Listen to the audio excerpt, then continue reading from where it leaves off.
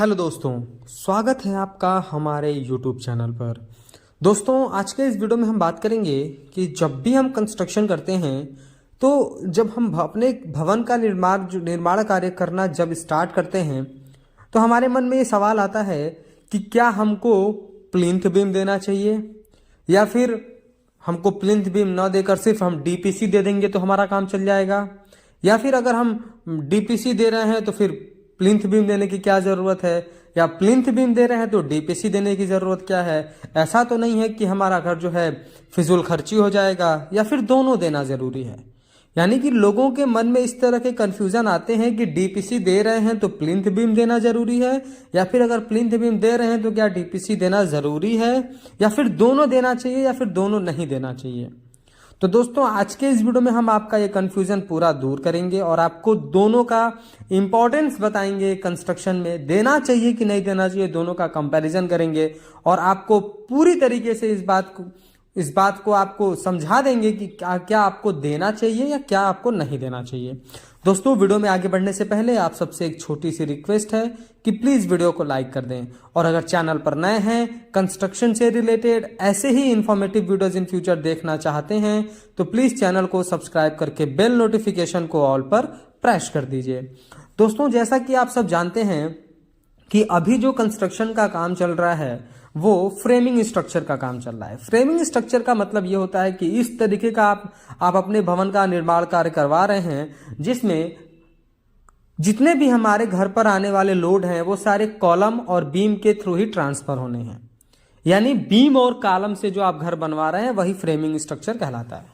तो इस तरीके की फ्रेमिंग स्ट्रक्चर में जो हमारा प्लिंथ बीम होता है उसका एक बहुत ही बड़ा और इम्पोर्टेंट रोल होता है, क्योंकि हमारा जो प्लिंथ बीम होता है ये हमारे पूरे स्ट्रक्चर को स्टेबिलिटी प्रोवाइड करता है।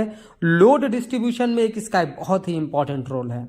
यानी कि अगर आपको सीधे और आसान लफ्जों में कहा जाए तो आपको अपने कंस्ट्रक्शन में हर हाल में आपको प्लिंथ बीम देना ही चाहिए। आप प्लिंथ बीम को कभी भी अवॉइड ना करें, आपको प्लिंथ बीम का कंस्ट्रक्शन करना ही करना है, क्योंकि आपके कंस्ट्रक्शन में जो भी आपका लोड आने वाला है वो सारे लोड को जो है कॉलम द्वारा प्लिंथ बीम को ही ट्रांसफर करे जाते हैं, और प्लिंथ बीम सारे लोड को आपकी फुटिंग तक ट्रांसफर करता है और फुटिंग से सारे लोड हमारे मिट्टी में डिस्ट्रीब्यूट कर दिए जाते हैं।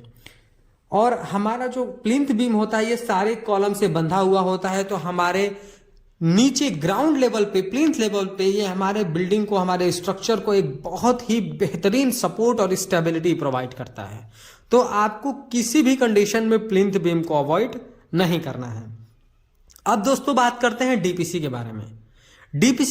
डीपीसी का पूरा मतलब होता है डैम प्रूफ कोर्स। जैसा कि आप नाम से ही समझ पा रहे होंगे कि इसका काम हमारे कंस्ट्रक्शन में लोड लेना या फिर किसी तरीके से लोड डिस्ट्रीब्यूशन में इंपॉर्टेंट रोल प्ले करना, ऐसा कुछ नहीं है। इसका सिर्फ इतना रोल होता है कि हमारे घर में जो सीलन है, जो कैपिलरी एक्शन के थ्रू ऊपर की तरफ चढ़ती है, उसको रोकना है। अब कैपिलरी एक्शन क्या होता है, जरा इसके बारे में समझते हैं। डीपीसी का हमेशा प्लिंथ बीम के ऊपर प्रोवाइड करी जाती है। मैं पर्सनली सजेस्ट करता हूं कि प्लिंथ बीम के बाद आप 1 फीट तक ब्रिक वर्क करें, उसके बाद डीपीसी दें। डीपीसी क्या होता है आपको वीडियो में दिखाया जा रहा होगा। मैं 1 फीट दोनों के बीच में डिस्टेंस रखने के लिए इसलिए कहता हूं कि मैक्सिमम साइड पर मैंने पर्सनली देखा है कि प्लिंथ बीम के ऊपर जो भी हमारी पाइप होती हैं वो प्लम्बिंग की पाइपें चल जाती हैं। कई जगह प्लिंथ बीम काट दिया जाता है या कई जगह प्लिंथ बीम के ऊपर से पाइप चली जाती है। प्रॉब्लम ये होती है कि जब लीकेज होता है या फिर प्लिंथ बीम के ऊपर तक मिट्टी की भराई कर दी जाती है तो वहां से जो हमारा मॉइस्चर है वो हमारे धीरे धीरे ईंटों के ऊपर कैपिलरी एक्शन के थ्रू जाता है।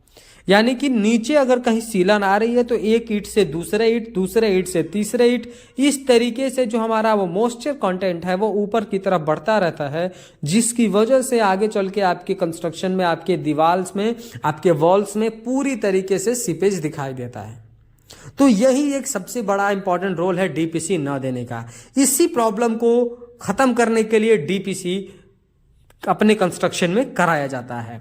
DPC dam proof course simple, उसका मतलब यह है कि नीचे से आने वाली सारे के सारे सीलन को डीपीसी लेवल तक सील कर देना, वो उससे ऊपर उसको नहीं जाने देता है। डीपीसी का जो रोल है वो सिर्फ सीलन रोकना है, और मैंने आपको प्लिंथ बीम के बारे में बताया कि उसका काम जो है वो लोड डिस्ट्रीब्यूशन का है। यानी कि अभी तक आपको ये समझ में आया कि दोनों करना इंपॉर्टेंट है। अब एक चीज और समझिए, हमारा बहुत सारे लोगों का क्वेश्चन आया था कि डीपीसी और प्लिंथ बीम क्यों देना चाहिए या फिर दोनों क्यों देना चाहिए। तो देखिए, जो हमारा प्लिंथ बीम होता है वो प्लिंथ बीम कम से कम 9 इंच बाय 9 इंच में कास्ट होता है, क्योंकि उसका काम तो लोड लेना होता है। उसमें सरिया भी प्रोवाइड कराया जाता है, स्टील भी प्रोवाइड कराया जाता है, क्योंकि उसको लोड लेना है तो उसको टेंसाइल फोर्स भी आएगा। इसके लिए हम जो है उसमें रेनफोर्समेंट भी डालते हैं। लेकिन डीपीसी में कोई भी जो है सरिया नहीं डाला जाता है, और इसकी थिकनेस 2 इंच ही रखी जाती है। 2 इंच की मोटाई का ही जो है हमारा ये M20 ग्रेड का ही आप कंक्रीट डाल सकते हैं। दोनों कंक्रीट ग्रेड लगभग सेम होते हैं, आप M20 ग्रेड का डाल सकते हैं। लेकिन इसका काम लोड लेना नहीं है, इसलिए इसमें स्टील नहीं डाला जाता है, और इसकी थिकनेस 2 इंच ही रखी जाती है। तो अब तक आपको ये समझ में आ गया होगा कि आपको अपने कंस्ट्रक्शन में दोनों प्रॉब्लम, एक तो स्ट्रेंथ की प्रॉब्लम ना आए और कभी भी आपके घर में सीपेज की प्रॉब्लम ना आए, इसके लिए आपको हर हाल में डीपीसी प्रोवाइड करना चाहिए और प्लिंथ बीम भी प्रोवाइड करना चाहिए। तो मैं आपको सजेस्ट करूंगा पर्सनली कि आप प्लिंथ बीम हर हाल में बनवाएं, और कभी भी थोड़े से पैसे बचाने के लिए डीपीसी को अवॉइड ना करें, नहीं तो आगे चल के आपके घर का जो है अगर सीलन आने लगेगा तो पेंट, पुट्टी, प्लास्टर सब कुछ खराब होने लगता है, और आपके घर का पूरा लुक जो है वो खराब हो जाता है। तो आप कभी भी डीपीसी को भी अवॉइड ना करें। दोस्तों, वीडियो पसंद आया हो तो प्लीज वीडियो को लाइक कर दें, और अगर चैनल पर नए हैं, कंस्ट्रक्शन से रिलेटेड ऐसे ही इंफॉर्मेटिव वीडियोज इन फ्यूचर देखना चाहते हैं तो प्लीज चैनल को सब्सक्राइब करके बेल नोटिफिकेशन को ऑल पर प्रेस कर दें। Thank you.